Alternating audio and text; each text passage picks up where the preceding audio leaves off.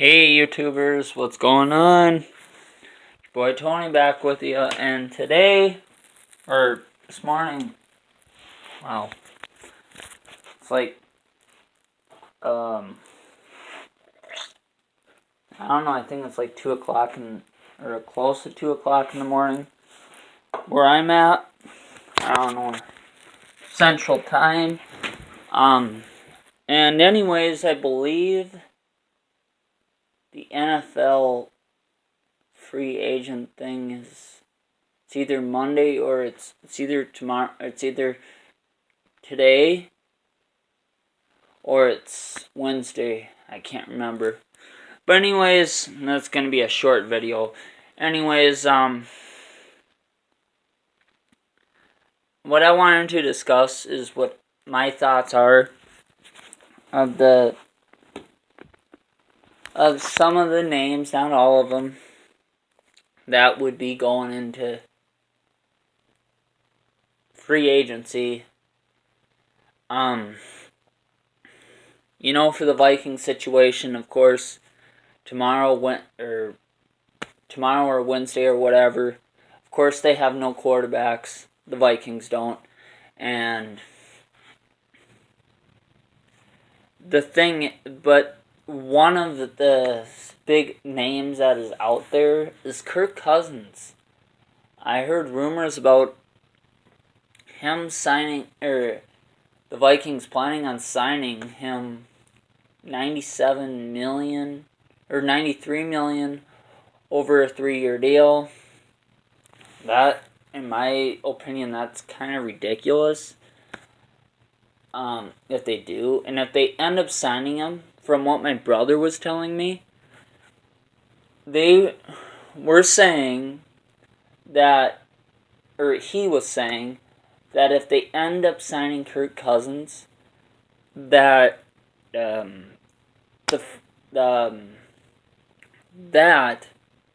Anthony Barr would be cut, which I think is just dumb because, Anthony Barr, look what he did last year as far as defensively, his numbers and stuff, but, it's just, I think, that they sign Cousins, but then they release Anthony Barr. Well, really?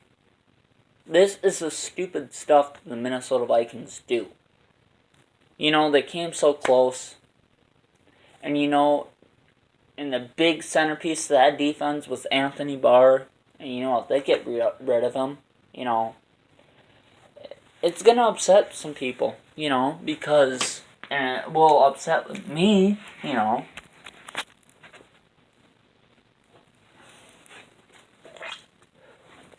But, that is the way the Vikings work.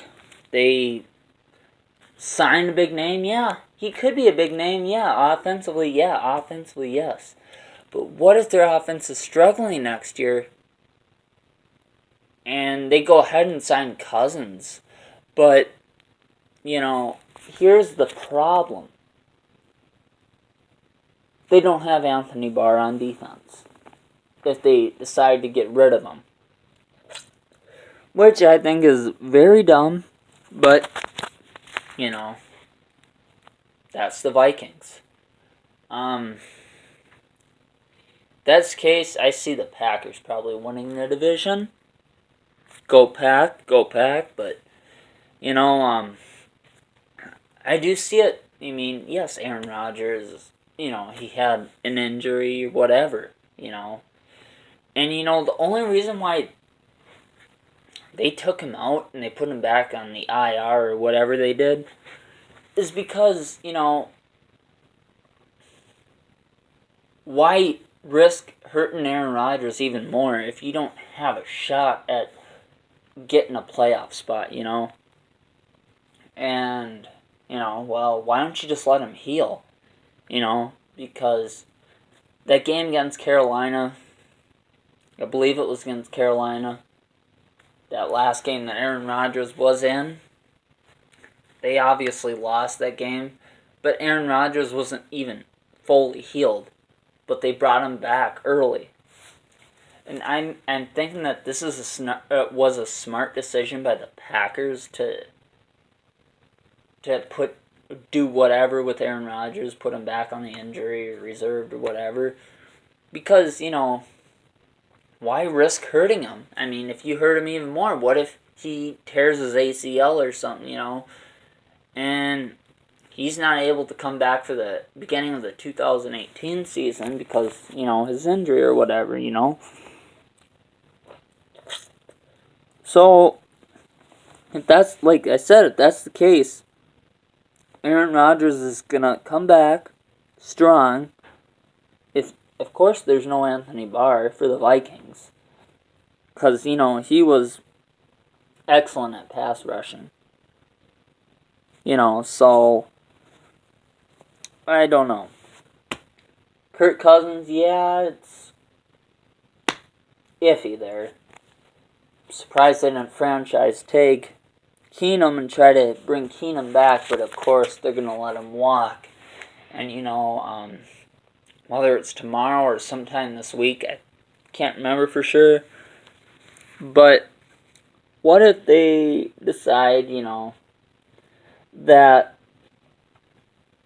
Okay, so the Giants end up picking up Case Keenum.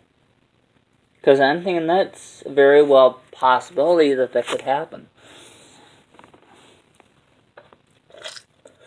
I'm leaning on if with Keenum going into free agency, not having a contract or franchise tagged or whatever, I'm thinking that he is going to go and sign with the Giants. And then Sam Bradford, I don't know if it's New York Jets. These are predictions. These are just my predictions. These aren't accurate. We'll find out more how accurate I am. But Keenum to the Giants, Bradford to the Jets, and Bridgewater, well, he's very iffy because he's coming back from he was injury prone. So who knows what happens with him? I know the Vikings didn't pick up an option for him to sign him for whatever $1 million or whatever, but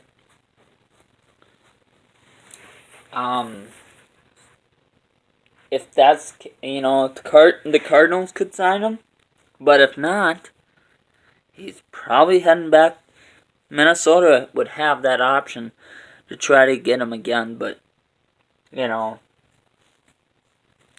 I mean, why would you want to take a risk for something like that? Same thing. And Bradford I don't know, he might even be a Bronco. Who knows? But, enough of that talk. But, anyways, for a while, there were things about Nick Foles being on, the trading block. From what I heard.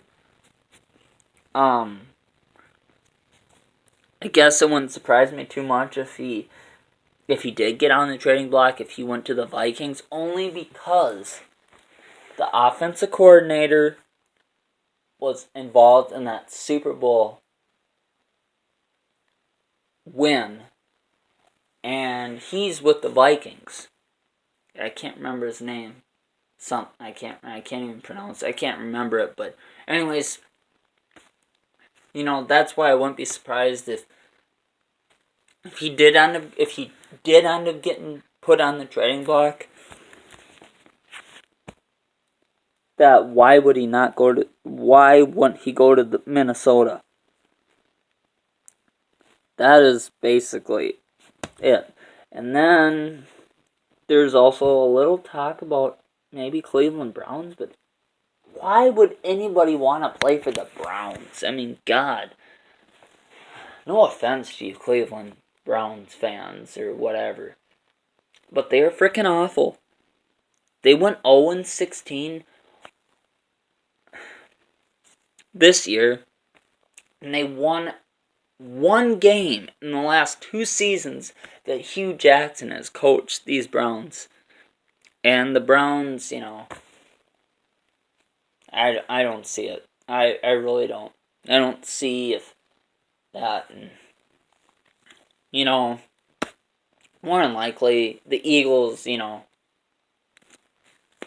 why not? Because Wentz isn't going to be ready for the start of next year. He might not even be back until the midpoint of next year. So, I do see the Eagles running back into the playoffs and making another run for their Super Bowl. But, this is going to be an interesting year.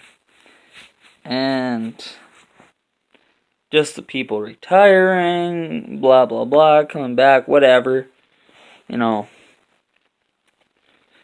So, pretty much, that is basically the video on this free agency thing and where players are going to move to and stuff like that. And I guess we'll find out more if and when, free agency will begin at some point later this week or tomorrow. But I can't remember the days for sure, but whatever. So anyways, that's going to be a wrap. Peace.